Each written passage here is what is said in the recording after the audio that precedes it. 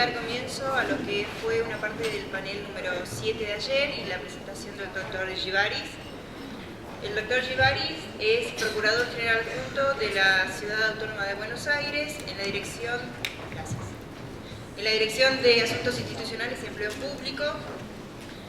Fue coordinador del Departamento de Derecho Procesal Civil en la Universidad Austral Argentina.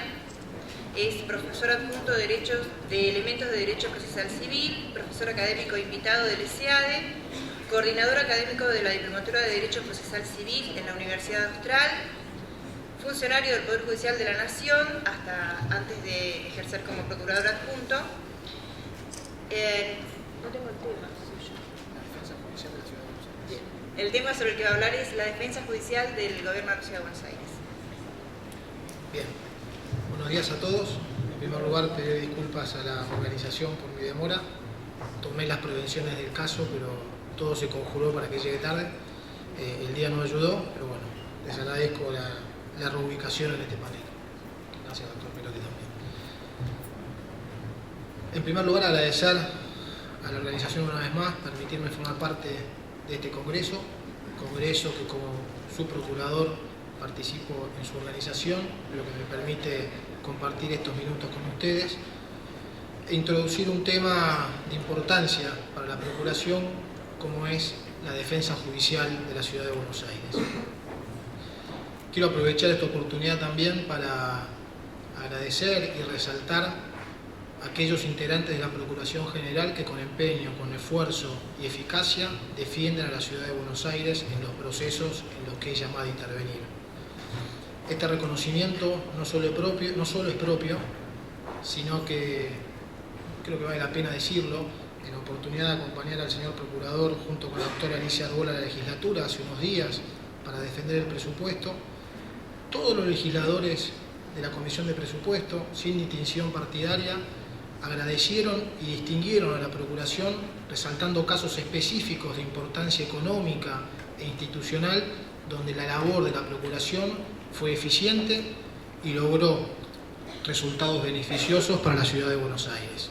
Creo que es bueno en este ámbito, cuando hablamos de la abogacía estatal, remarcar estas situaciones que nos enorgullecen y además nos permiten reafirmar nuestro compromiso con la gestión diaria, que junto con la doctora Starloa y la doctora Arbol estamos intentando darle a la Procuración para lograr un salto de calidad en la gestión de los juicios y los dictámenes que nos tocan trabajar.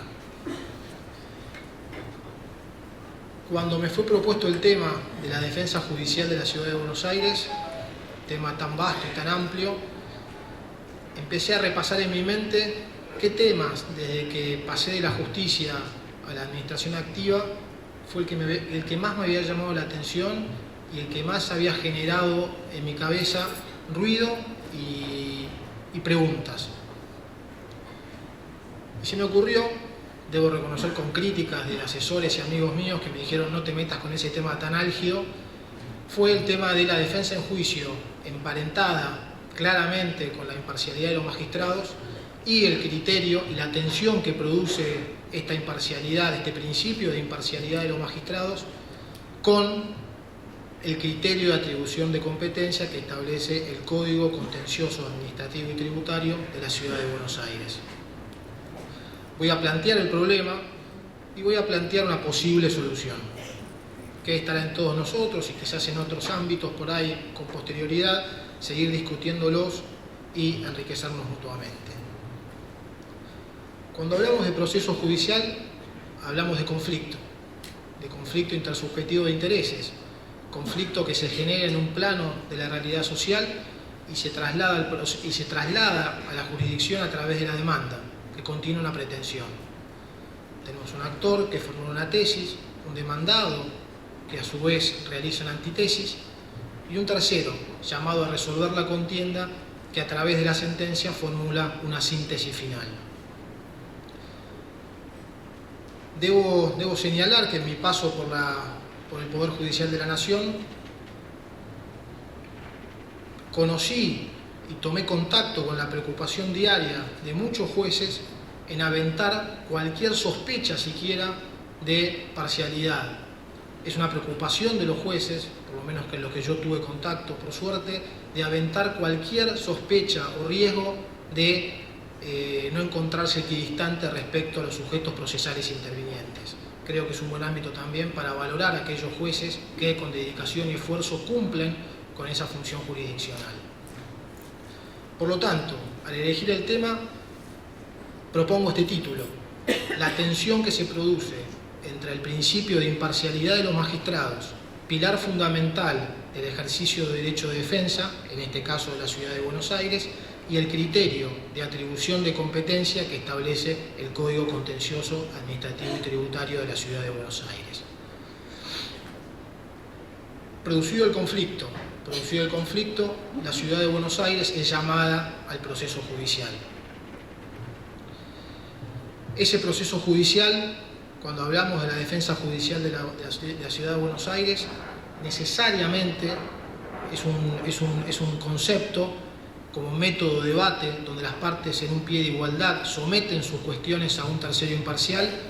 Nos tenemos que situar necesariamente en el plano del debido proceso legal. No es posible hablar de una adecuada defensa de cualquier justiciable, en este caso la Ciudad de Buenos Aires, si no estamos ante un debido proceso legal adjetivo en los términos que nuestra propia Constitución lo establece y los tratados con jerarquía constitucional, llámese Corte Interamericana de Derechos Humanos, artículo 8, lo prescriben en su normativa. ¿Qué es esto del debido proceso legal? Básicamente, que se le permita a un justiciable ser escuchado por un órgano competente, imparcial, y que resuelva esa contienda en un plazo razonable, ya sea penal, civil, fiscal o laboral, en los términos del artículo 8 de la Convención, ¿no es cierto? Bien, ¿qué es esto de un juez imparcial? Un juez imparcial necesariamente, además de ser imparcial, esto es, que no sea juez y parte, requiere una situación, una posición de equidistancia respecto de los sujetos procesales intervinientes. Cuando esto no sucede, cuando esto cae, los ordenamientos locales, en este caso el Código Contencioso Administrativo y Tributario de la Ciudad de Buenos Aires, regulan una serie de institutos orientados a tutelar efectivamente la imparcialidad de los jueces. ¿Cuáles son estos mecanismos, estos institutos procesales? Las figuras de la recusación y la excusación. Herramientas ambas que apuntan a garantizar la imparcialidad de los jueces. La recusación como una facultad de la parte, como un remedio legal que se orienta a apartar, en la medida que se configuren algunas de las causales previstas en el ordenamiento, al juez que se sospecha o se tienen certezas de que no va a actuar conforme a derecho, por X circunstancias. Mientras que la excusación no se trata ya de una facultad, sino de una carga, en los términos del Código Contencioso de la Ciudad, o bien de un deber, en los términos del ordenamiento nacional, del juez de apartarse cuando se considere incurso en alguna causal de recusación. Tanto ello es así, tanto es el deber del juez de excusarse cuando considere que está incurso en alguna de las causales de recusación, que el propio artículo 25, si no me equivoco, del Código Contencioso de la Ciudad, establece que incurrirá en mal desempeño el juez que, a sabiendas de encontrarse incurso en una causal de recusación, no se excusare de conocer en el asunto. Bien, tenemos el debido proceso legal, la defensa en juicio, como pivote central de la defensa en juicio, la imparcialidad de los magistrados, el principio de imparcialidad de los magistrados. ¿Qué sucede? El Código Contencioso Administrativo y Tributario de la Ciudad de Buenos Aires, en su artículo 2, establece, con lógica, por el tiempo que fue dictado, un criterio subjetivo de atribución de competencia. ¿Qué significa esto? ¿Cuándo va a ser competente el Fuero Contencioso Administrativo y Tributario de la Ciudad de Buenos Aires? Va a ser competente en la medida que sea parte en el proceso judicial la autoridad administrativa, en este caso el gobierno de la Ciudad de Buenos Aires. ¿Qué significa esto? Que independientemente del objeto pretendido en la demanda, independientemente del conflicto sucedido en el plano de la realidad social y trasladado al proceso, va a ser competente el fuero de la ciudad en la medida que el gobierno de la Ciudad de Buenos Aires sea parte. ¿Qué sucede? Si nosotros conjugamos el principio de imparcialidad de los magistrados con un criterio de atribución subjetivo de competencia, podemos llegar a generar un conflicto, una distorsión, por estar actuando un juez en el 100% de las causas donde interviene la Ciudad de Buenos Aires, que podríamos considerar que no reúne las condiciones para juzgar el caso concreto. ¿Cómo se conjuga todo esto? ¿Cómo se mezcla esta ensalada? Si tomamos una posición extrema, respetando a rajatabla el principio de imparcialidad de los jueces, podríamos llegar, como bien dice el Tribunal Superior de Justicia de la Ciudad de Buenos Aires, a vaciar de contenido y de competencia a todo un juzgado. Es cierto. De igual manera, podría utilizarse el sistema de recusación masiva a un magistrado para usarlo como un pseudo mecanismo de remoción de ese magistrado, por vías no previstas legalmente. Esto el tribunal, en fallos recientes, lo desechó de plano, disponiendo que no correspondía la recusación masiva de los jueces. Ahora bien, ¿qué pasa si adoptamos una posición extrema en contrario y no permitimos de alguna manera a la autoridad administrativa cuestionar la participación o la intervención de un juez que considera incurso en algunas causales de recusación? ¿Qué puede llegar a pasar con la Ciudad de Buenos Aires? Puede verse litigando en un proceso judicial donde, con certezas o con dudas, el tercero que va a efectuar esta síntesis que hablábamos hace un ratito, que va a dictar la sentencia, puede llegar a haber afectado su imparcialidad o sus condiciones para dictar ese pronunciamiento. Creo que el equilibrio debe primar en esta cuestión. Existen mecanismos, existen formas de disolver esta cuestión. Creo, humildemente, que el tan anhelado traspaso de competencias del ámbito nacional a la Ciudad de Buenos Aires, de alguna manera va a comenzar a disolver esta cuestión por la lógica consecuencia de competencias que pasen a la ciudad, va a generar la introducción de nuevos actores al proceso. Pero cuidado, también es necesario tutelar de alguna manera el derecho de defensa en juicio de la administración. Y para concluir, para ser breve frente a la tolerancia que me tuvieron a mí por llegar tarde, siempre en mi cabeza está esta anécdota del rey de Prusia, ¿no? Federico el Grande, cuando tenía su palacio que daba a un lago y había una granja que entorpecía su vista a ese lago. Y quiso comprarle al granjero bajo todo tipo de ardid, bajo todo tipo de ofrecimiento, pagándole lo que el granjero quisiera, esa chacra. Y el granjero se negaba, porque era de su propiedad. Hasta que un día el rey se enojó y le dijo que si al día siguiente no le entregaba el título de propiedad, iba a expropiarlo y lo iba a dejar sin nada.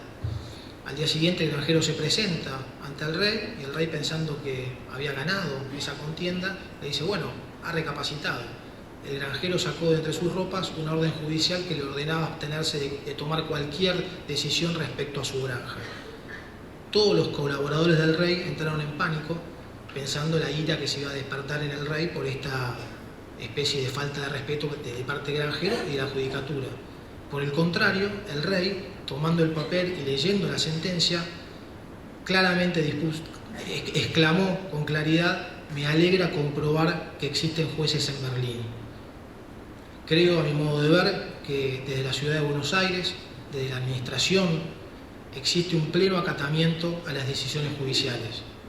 Me tocó vivirlo cuando estaba ingresando a la Procuración, gracias a la propuesta del doctor Astarloa de sumarme a la administración activa, cuando llegó una cautelar muy controvertida hace algunos meses respecto a los boliches y a la noche en la Ciudad de Buenos Aires. Recuerdo el criterio del doctor Astarloa orientado a respetar a rajatabla las decisiones judiciales. Mucho que ver con esto de, sin querer trazar un paralelo con el rey de Prusia, pero en alguna medida respetando las decisiones judiciales.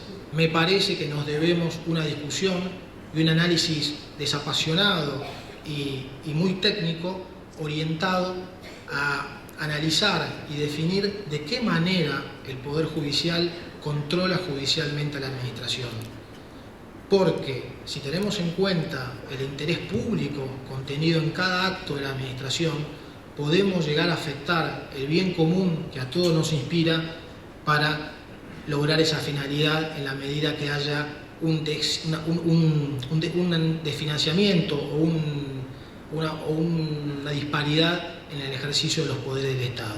Creo yo que ese ejercicio necesariamente debe ubicar a los jueces en el plano que estrictamente les corresponde para evitar ese desbalanceo en la división de poderes. Les agradezco mucho y muchas gracias.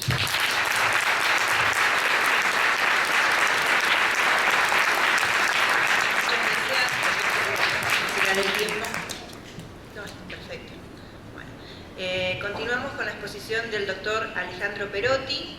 Pasamos de la Ciudad de Buenos Aires al Mercosur. El tema sobre el que va a hablar es la gravitación del interés público nacional en el Mercosur. Y sobre el doctor Alejandro Perotti podemos decir que es abogado, máster en Derecho Comunitario, doctor en Derecho, ex consultor jurídico de la Secretaría del Mercosur, profesor de Derecho de la Integración en la Universidad Austral, Universidad Abierta Interamericana, Universidad Nacional de 3 de Febrero, Universidad de Buenos Aires, Universidad Nacional de La Plata, Universidad de Montevideo y Universidad de la República Uruguay. Es autor de 9 libros y es miembro de número del Instituto Argentino de Estudios Aduaneros y del Instituto dos Advogados Brasileiros IABI, Río de Janeiro. Doctor. Muchas gracias. Tengan todos ustedes buenos días. Antes que nada, los agradecimientos de rigor al doctor Starloa por haber tenido en cuenta esta invitación, bajo la complicidad, obviamente, de María José, que es la que siempre nos convoca. Y déjenme decirles que cada vez que recibo, allá por los meses de mayo, junio, los mails de María José, invitándome a los eventos anuales, tiemblo, porque ¿cuál será el tema asignado? A veces me es difícil encontrar cuál es el vínculo entre el tema del evento y qué es lo que puede decir desde el punto de vista del Mercosur. Pero María José me da una gran ayuda, porque siempre me pone el título de la intervención, entonces eso me limita, pero también me ayuda. Y en esta ocasión, la verdad que la ayuda ha sido más que interesante y satisfactoria, porque venir a hablar de interés público y Mercosur es algo complicado, pero creo que María José encontró el punto en el título. También debo agradecer y destacar que a lo largo de todos estos eventos siempre desde la Procuración se ha encontrado un espacio para el Mercosur. Y esto no es algo simbólico ni protocolar, es ni más ni menos que la manifestación a nivel de la ciudad de una de las dos políticas de Estado que ha tenido el gobierno argentino desde la democracia hasta nuestros días. La primera política de Estado, en cuanto a iniciativa que ha traspasado todas las presidencias, administraciones presidenciales, independientemente de los partidos políticos, ha sido la defensa de la plataforma continental, que ha sido premiada este año, gracias a un gran esfuerzo llevado a cabo por la Cancillería en estos últimos 30 años, que hemos logrado conquistar casi un 40% más de territorio bajo el agua. Y la segunda política de Estado, también transversal a todos los gobiernos democráticos argentinos, ha sido el Mercosur. A pesar de sus idas y venidas y sus dificultades, todos los gobiernos han defendido el Mercosur. Entonces, esta forma o esta iniciativa de la Procuración de dar en cada congreso un espacio para hablar de Mercosur es reflejo de esa política de Estado. Me pidió, antes que nada, también para mí es un justo placer y honor poder compartir este panel con el viceprocurador Echevarris, así que también agradezco la posibilidad de estar en esta mesa. Vamos a hablar entonces sobre cómo gravita el interés público nacional en el Mercosur.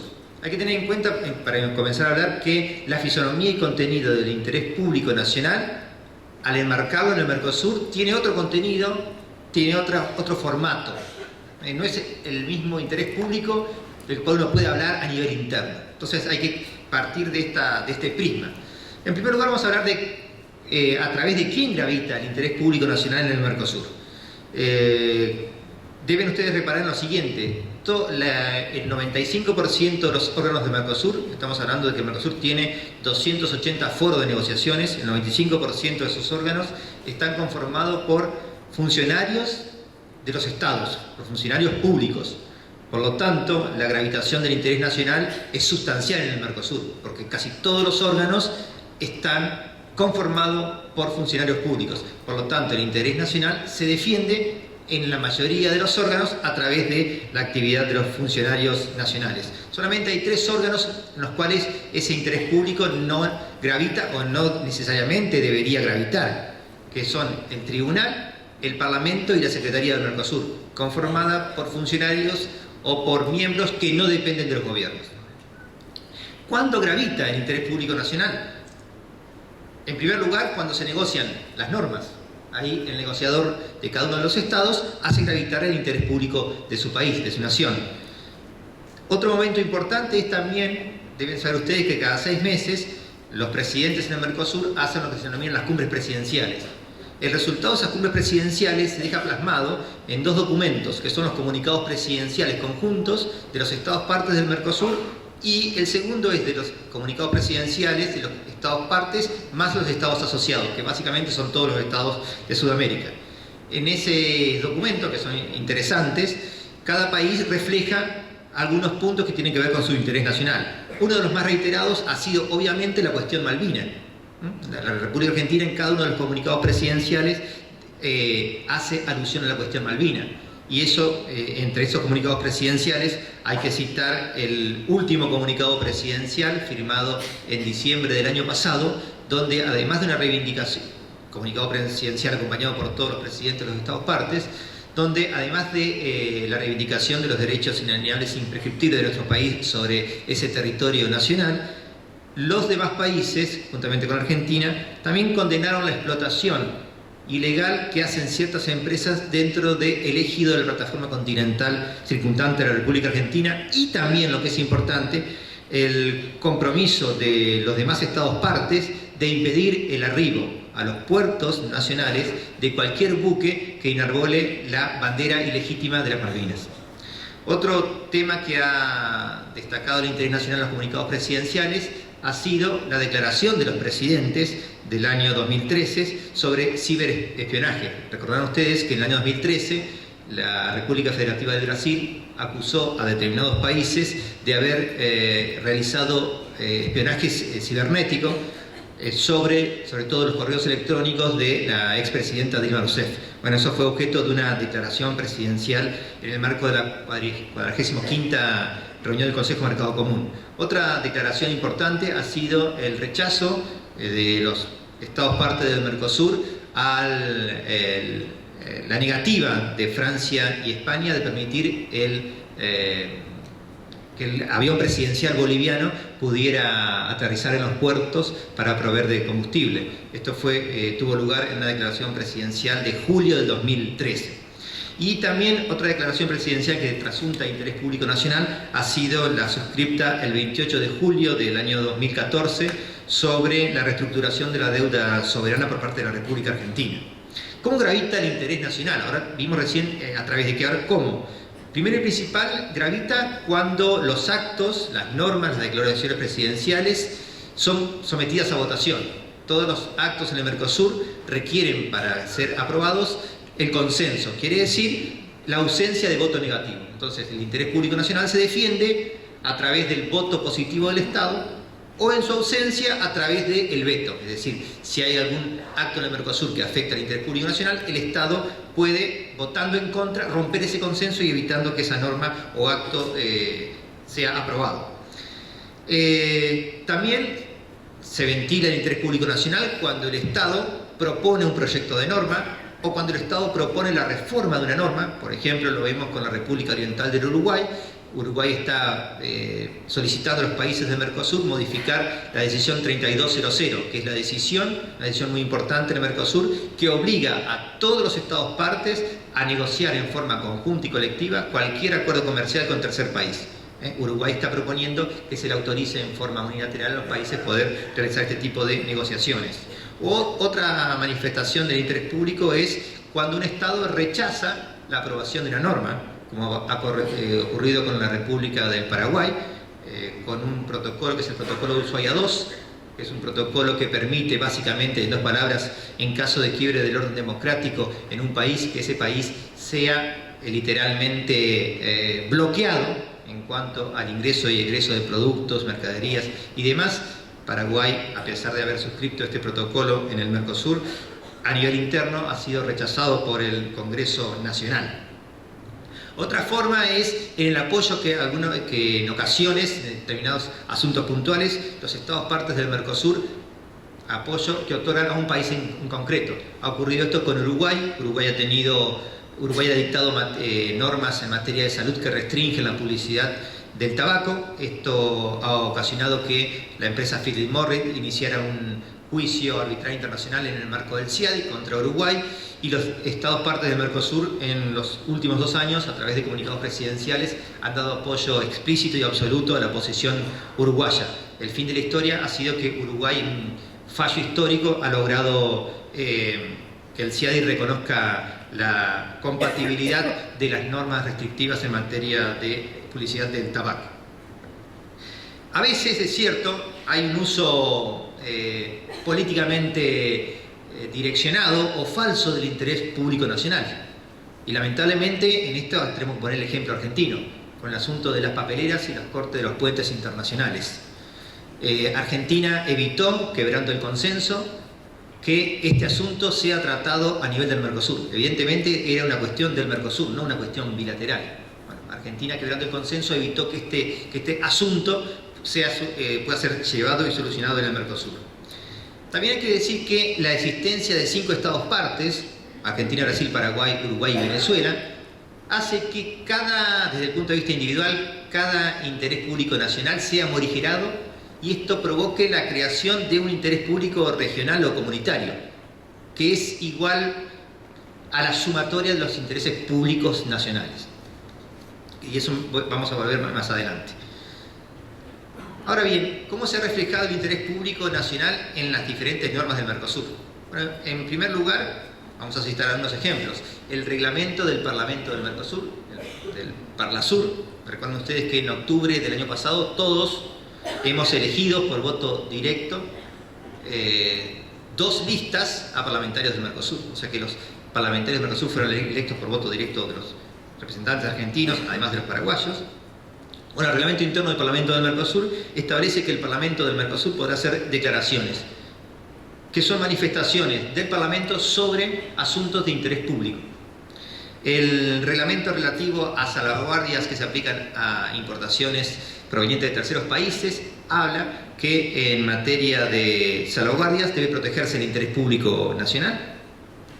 El protocolo en materia de servicios del Mercosur, aprobado por decisión 1397, dispone la protección de la información confidencial cuya divulgación sea contraria al interés público nacional, de acuerdo a las legislaciones de los Estados partes. El reglamento del sistema de intercambio de información en materia de seguridad, aprobado por decisión 2699, establece que las partes adoptarán las medidas necesarias para garantizar que el tratamiento de la información no derive hacia fines distintos del interés público. O el protocolo de contrataciones públicas del Mercosur también dispone que la protección de la información confidencial cuya divulgación sea contraria al interés público de conformidad con la legislación de los Estados partes. O también la decisión 3 del año 2006 del Consejo Mercado Común establece una lista de regímenes especiales de importación que, al atender a una necesidad de interés público, quedan exceptuados de la obligación de ser eliminados al 1 de enero del año 2006. Y también podemos mencionar, entre otras normas, las directrices para el establecimiento del mercado regulatorio del sector postal en el Mercosur, que fue aprobado por una resolución del Grupo Mercado Común, la 15 del 08, establece que los marcos regulatorios de los Estados partes deberán contener los objetivos de interés público y de los principios generales de la actividad. Y en lo que se refiere a los servicios postales no reservados, los Estados podrán conceder habilitaciones generales en la medida del interés público y en el de los operadores.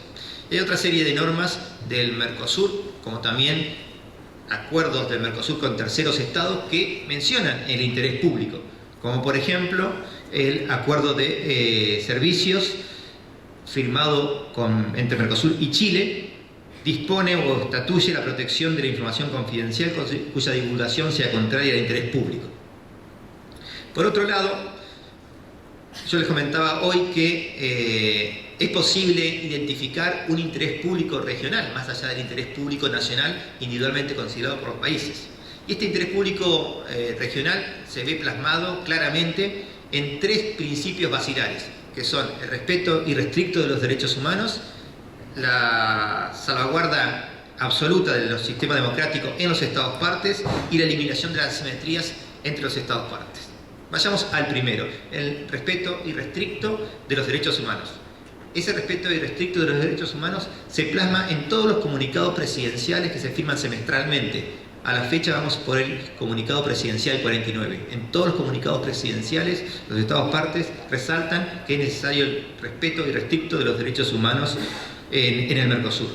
La decisión 4004 que crea la alta autoridad en materia de derechos humanos en el Mercosur estatuye que la protección de los derechos humanos es un objetivo esencial del Mercosur. A su vez, el protocolo de Asunción sobre compromiso con la promoción y protección de los derechos humanos en el Mercosur del año 2005, que está vigente, dispone que es fundamental la protección y garantía de los derechos humanos. Y asimismo, estatuye que el goce efectivo de los derechos humanos es condición indispensable para la consolidación del Mercosur. A su vez, la declaración presidencial sobre el protocolo de Asunción del año pasado, de junio del 2015, dispone que la protección de los derechos humanos es un valor supremo y un pilar indispensable del Mercosur. De hecho, la protección irrestricta de los derechos humanos está, se diga o no, en la base del problema que hoy enfrenta el Mercosur en relación al ejercicio de la presidencia pro tempore por la República Bolivariana de Venezuela. Pasemos al segundo pilar, que es la salvaguarda del sistema democrático del sistema democrático en los Estados partes. También, al igual que el caso anterior, esta salvaguarda del sistema democrático está reflejada en todos los comunicados presidenciales semestralmente firmados por los presidentes. Esta salvaguarda del sistema democrático tuvo su primera mención allá por el año 92 en el comunicado presidencial de las leñas y quedó plasmada en el año 96. Recordarán ustedes que en el año 96 hubo un intento de golpe de Estado en la República del Paraguay. Sin que existiera ninguna norma positiva, los presidentes de los Estados partes del Mercosur hicieron saber a Paraguay que si el golpe de Estado llegaba a triunfar, peligraba la participación de Paraguay en el Mercosur. A Dios gracias, el golpe de Estado no prevaleció, Paraguay mantuvo su democracia y automáticamente los presidentes en la próxima reunión presidencial que tuvo lugar en Potrero de Funes, en junio del año 96, hicieron la primera declaración, que fue la Declaración Presidencial sobre el Compromiso Democrático, en la cual los presidentes dejaron nota de que la plena vigencia del sistema democrático es una condición esencial del Mercosur, como así también que toda ruptura del orden democrático es inaceptable en el proceso de integración. Esto fue positivizado a través de una norma jurídica, años más tarde, en el año 98, en el Protocolo de Ushuaia sobre compromiso democrático, el cual reitera que la plena vigencia del sistema democrático es condición esencial del Mercosur y además condena toda ruptura del orden democrático en los Estados partes. Y este protocolo prevé que en caso de existir una ruptura del orden democrático en algún Estado parte, los demás Estados partes pueden llegar como sanción mínima a suspender al Estado parte quebrantador en el ejercicio de sus derechos políticos en el ámbito del Mercosur. Esto ha tenido aplicación práctica, como todos ustedes saben, en el año 2012, cuando, con motivo del juicio político que sufrí y destitución y consecuente destitución que sufriera el expresidente Lugo, los demás Estados partes del Mercosur suspendieron a la República del Paraguay en el ejercicio de su participación en el Mercosur hasta agosto del 2013, momento en el cual asumió el nuevo presidente Cartés luego de elecciones democráticas. Y finalmente, el tercer eslabón, en el cual vemos representado el interés o la configuración del interés público regional, es en la eliminación de las asimetrías. Dijo la Corte Suprema de Justicia de la Nación en Viñedos y Bodegas Arizu del año 1930. Por interés público debe entenderse no solo a que contempla la provisión de los gastos absolutamente necesarios a la existencia del gobierno, sino a que también comprende otros tendientes a subvenir el bienestar de la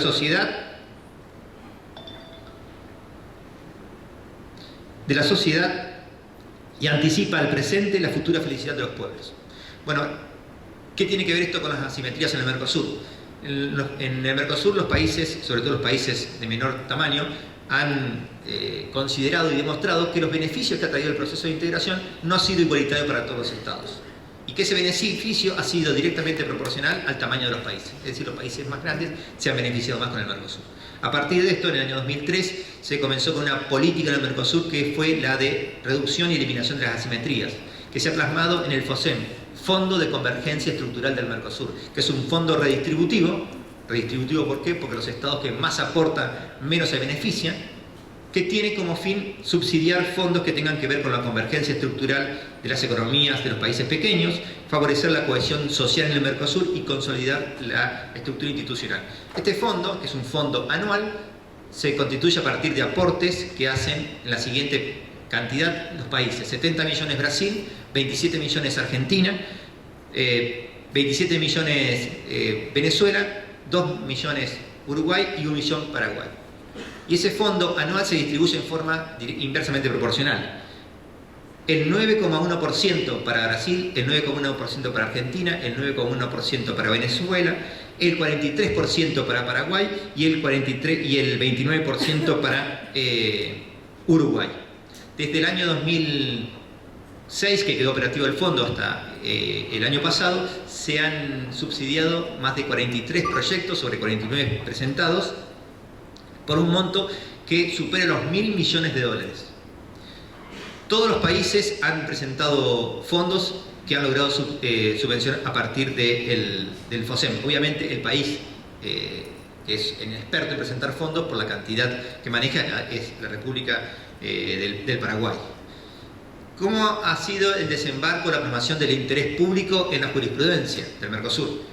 En primer lugar, el tribunal arbitral que entendió en el asunto sobre antidumping intrazonas, un conflicto entre Argentina y Brasil demandó a la República Argentina, el tribunal consideró, al comentar la indebida utilización de las medidas antidumping con desviación de poder, que son modalidades de la desviación de poder: a.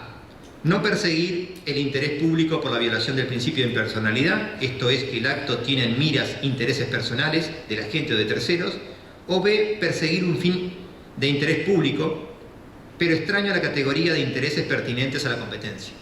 En consecuencia, y con el colofón de lo dicho, el tribunal consideró que la desviación de poder ocurre no solamente cuando la actuación administrativa es extraña a cualquier finalidad pública, sino también cuando el fin perseguido, si bien es de interés público, no es el fin que la ley señala para aquel acto. Por otro lado, también la mención del interés público ha sido tenida en cuenta por el Tribunal Permanente de Revisión en la primera opinión consultiva, en el asunto Norte contra Nortia. No me quiero explayar porque el tiempo me corre, y quiero pasar a manera de resumen a las conclusiones. Dado que los órganos del Mercosur se integran en su gran mayoría con funcionarios estatales, con funcionarios de los estados, el interés público nacional de los 5 estados partes tiene una gran gravitación en el marco del proceso de integración. Esa gravitación se da en diferentes momentos, como hemos visto, en la negociación de las normas o actos, en la aprobación de las normas o actos, en las declaraciones y en las decisiones presidenciales. En ocasiones la invocación del interés público nacional no ha sido genuina o ha sido falsa. La existencia de 5 estados de alguna manera morigera el interés público nacional individualmente considerado y crea u origina o perfila la existencia de un interés público regional o comunitario. El interés público nacional individualmente considerado de forma indefinida, eso sí, ha quedado patente en varias normas del Mercosur, como así también en normas del Mercosur con terceros estados o grupos de estados. Y finalmente podemos concluir que el interés público comunitario o regional se observa particularmente en el ámbito del Mercosur en 3 elementos fundantes del proceso de integración, a saber, el respeto irrestricto de los derechos humanos, la salvaguarda sin reserva del sistema democrático en los estados partes y la eliminación o reducción de las asimetrías. Muchísimas gracias por la atención. El aplauso entonces para los doctores Perotti y Desivaris y para la doctora Aquino.